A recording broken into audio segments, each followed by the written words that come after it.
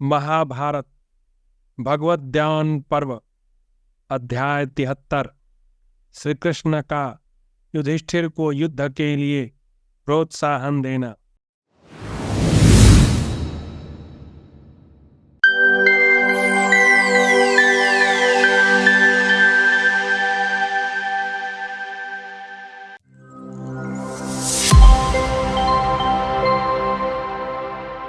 श्री भगवान बोले, राजन, मैंने संजय की और आपकी बातें सुनी है। कौरवों का क्या अभिप्राय है यह सब मैं जानता हूँ, और आपका जो विचार है उससे भी मैं अपरिचित नहीं हूँ। महाराज युधिष्ठिर, आपकी बुद्धि धर्म में स्थित है और उनकी बुद्धि ने शत्रुता का आश्रय ले रखा है। आप तो बिना युद्ध किए जो कुछ मिल जाए उसी को बहुत समझेंगे, परंतु महाराज, यह क्षत्रिय का नैष्ठिक कर्म नहीं है। सभी आश्रमों के श्रेष्ठ पुरुषों का यह कथन है कि क्षत्रिय को भीख नहीं मांगनी चाहिए। उसके लिए विधाता ने यही सनातन कर्तव्य बताया है कि वह संग्राम में विजय प्राप्त करे अथवा वहीं प्राण दे दे। यही क्षत्रिय का स्वधर्म है। दीनता अथवा कायरता उसके लिए प्रशंसा की वस्तु नहीं है। महाबाहो युधिष्ठिर, दीनता का आश्रय लेने से क्षत्रिय की जीविका नहीं चल सकती। शत्रुओं को संताप देने वाले महाराज, अब पराक्रम दिखाइए और शत्रुओं का संहार कीजिए। परंतप धृतराष्ट्र के पुत्र बड़े लोभी हैं।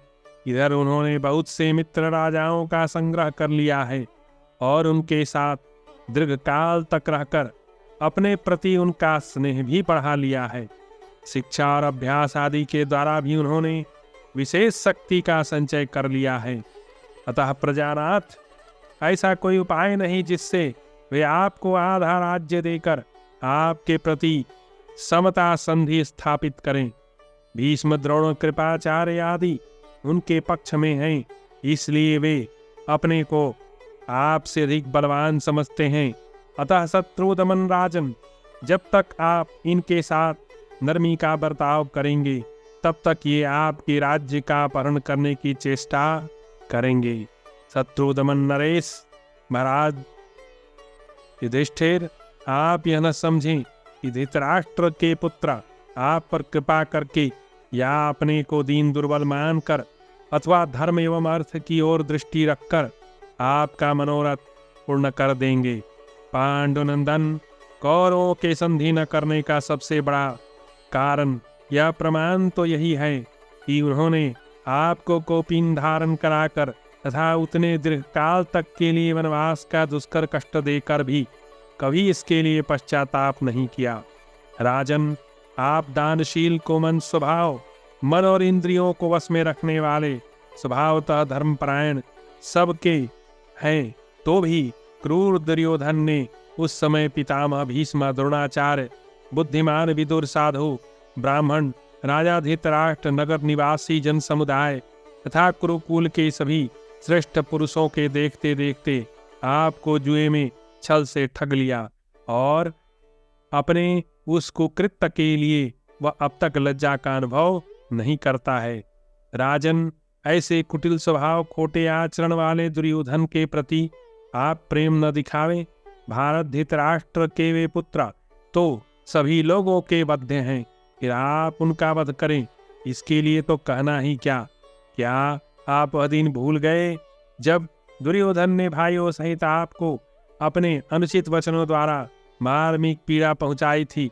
वह अत्यंत हर्ष से फूलकर अपनी मिथ्या प्रशंसा करता हुआ अपने भाइयों के साथ कहता था, अब पांडवों के पास इस संसार में अपनी कहने के लिए इतनी सी भी कोई वस्तु नहीं रह गई। केवल नाम और गोत्र बचा है, परंतु वह भी शेष नहीं रहेगा। दीर्घकाल के पश्चात इनकी भारी पराजय होगी। इनकी स्वाभाविक शूरता, वीरता आदि नष्ट हो जाएगी और ये मेरे पास ही प्राण त्याग करेंगे। उन दिनों जब जुए का खेल चल रहा था, अत्यंत दुरात्मा पापी दुशासन अनाथ की भांति रोती करपती हुई महारानी द्रौपदी को उनके केस पकड़कर राजसभा में घसीट लाया और भीष्म तथा द्रोणाचार्य आदि के समक्ष उसने उनका उपहास करते हुए बारंबार उसे गाय कहकर पुकारा। यद्यपि आपके भाई भयंकर पराक्रम प्रकट करने में समर्थ थे, तथापि आपने उन्हें रोक दिया। इसलिए धर्म बंधन में बंधे होने के कारण ये सब उस समय उस अन्याय का कुछ भी प्रतिकार न कर सके। जब आप वन की ओर जाने लगे, उस समय भी वह बंधु बांधवों के बीच में ऊपर कही हुई तथा और भी बहुत सी कठोर बातें कहकर अपनी प्रशंसा करता रहा। जो लोग वहां बुलाए गए थे, वे सभी नरेश आपको निरपराध देखकर रोते और आंसू बहाते हुए रुधे हुए कंठ से उस समय चुपचाप सभा में बैठे रहे। ब्राह्मणों सहित उन राजाओं ने वहां दुर्योधन की प्रशंसा नहीं की। उस समय सभी सभासद उसकी निंदा कर रहे थे। शत्रुसूदन कुलीन पुरुष की निंदा हो या वध, इनमें से वध ही उसके लिए अत्यंत गुणकारक है, निंदा नहीं। निंदा तो जीवन को घृणित बना देती है। महाराज युधिष्ठिर, जब तक इस भूमंडल के सभी राजाओं ने निंदा की, उसी समय उस निर्लज्ज दुर्योधन की एक प्रकार से मृत्यु हो गई। जिसका चरित्र इतना गिरा हुआ है, उसका वध करना तो बहुत साधारण कार्य है। जिसकी जड़ कट गई हो, जो गोल बेदी के आधार पर खड़ा हो, उस वृक्ष की भांति दुर्योधन के भी धराशायी होने में अब अधिक विलंब नहीं है। खोटी बुद्धि वाला दुराचारी दुर्योधन दुष्ट सर्प की भांति सब लोगों के लिए बद्ध है। शत्रुओं का नाश करने वाले महाराज, आप दुविधा में न पड़े, उस दुष्ट को अवश्य मार डालें। निष्पाप नरेश, आप जो पितृतुल्य धृतराष्ट्र तथा पितामह भीष्म के प्रति प्रणाम एवं नम्रतापूर्ण बर्ताव करते हैं, वह सर्वथा आपके योग्य है। मैं भी इसे पसंद करता हूँ। राजन, दुर्योधन के संबंध में जिन लोगों का मन दुविधा में है, जो लोग उसके अच्छे या बुरे होने का निर्णय नहीं कर सके हैं, उन सब लोगों का संदेह मैं वहां जाकर दूर कर दूंगा।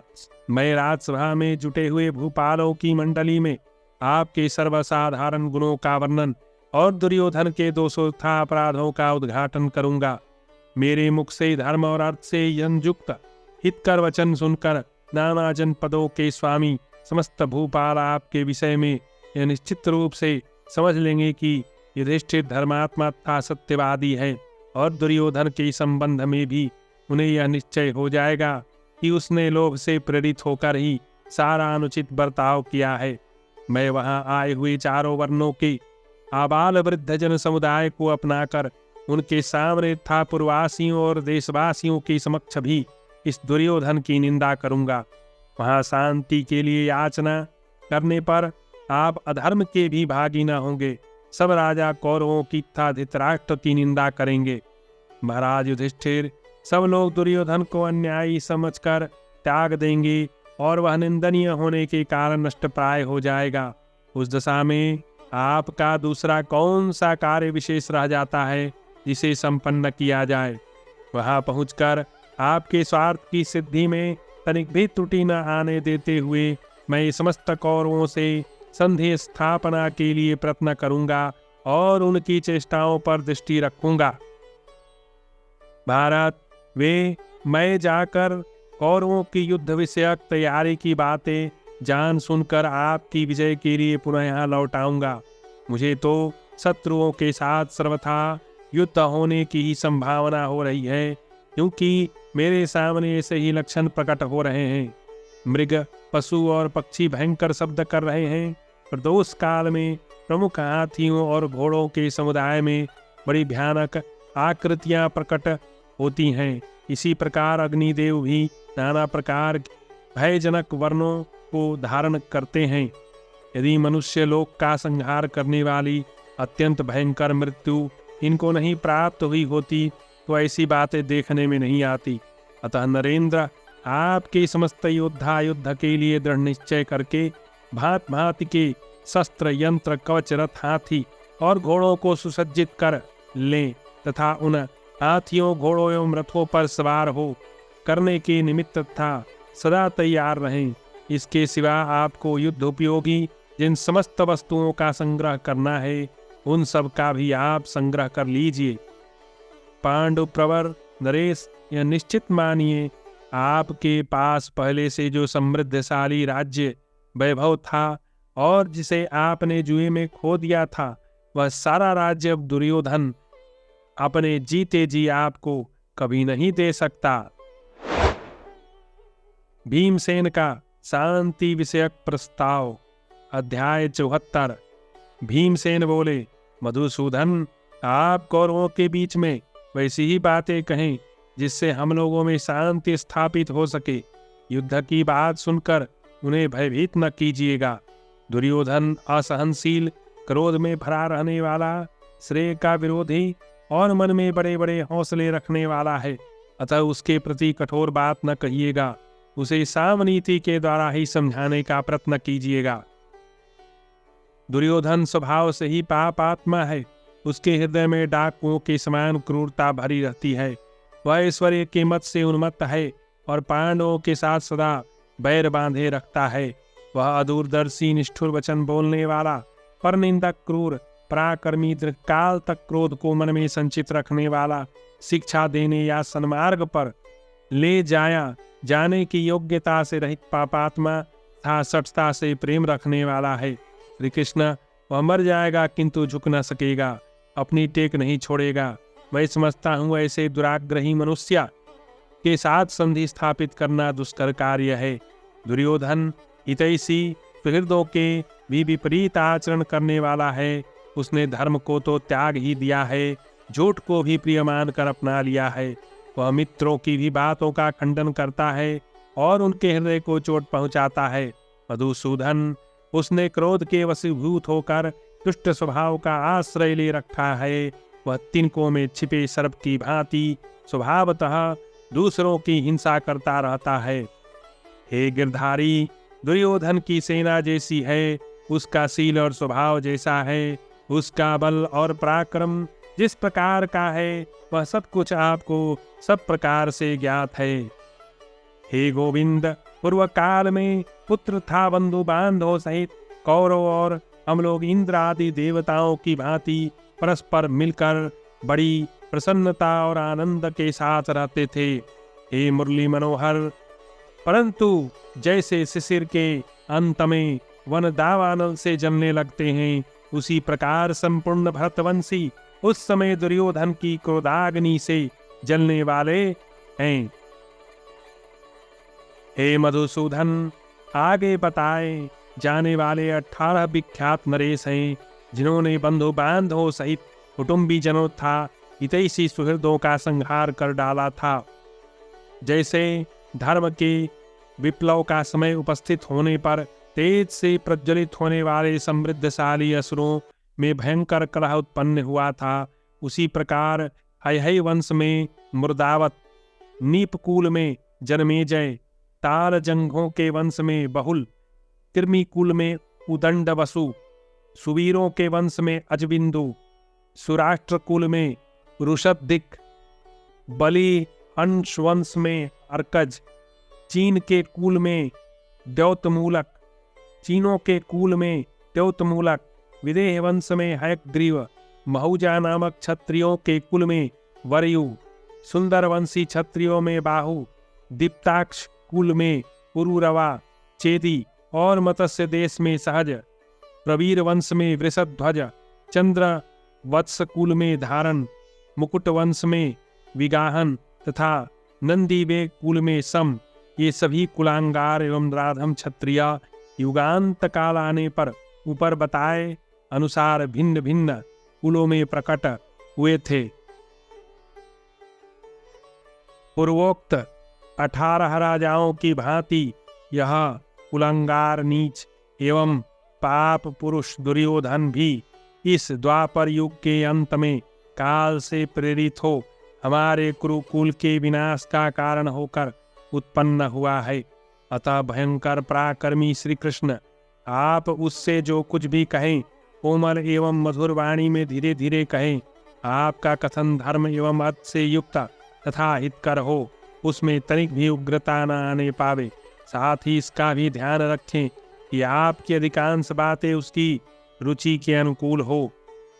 हे मधुसूदन, हम सब लोग नीचे पैदल चलकर अत्यंत नम्र होकर दुर्योधन का अनुसरण करते रहेंगे, परंतु हमारे कारण से भरतवंशियों का नाश न हो। हे वसुदेव, हमारा कौरवों के साथ उदासीन भाव एवं तटस्थता का बर्ताव भी जैसे बना रहे, वैसा ही प्रयत्न आपको करना चाहिए। इसी प्रकार भी कौरवों को अन्याय का स्पर्श नहीं होना चाहिए। श्री कृष्ण, आप वहाँ बूढ़े पितामह भीष्माजीत सा अन्य सभासदों में से ऐसा करने के लिए ही कहे, जिससे सब भाइयों में सौहार्द बना रहे और दुर्योधन भी शांत हो जाए। मैं इस प्रकार शांति स्थापना के लिए कह रहा हूँ। राजा युधिष्ठिर भी शांति की ही प्रशंसा करते हैं। अर्जुन भी युद्ध के इच्छुक नहीं, क्योंकि अर्जुन में बहुत अधिक दया भरी हुई है। इस प्रकार श्री महाभारत उद्योग पर्व के अंतर्गत भगवत ज्ञान पर्व में भीमवाक्य विषयक 74वां अध्याय पूरा हुआ।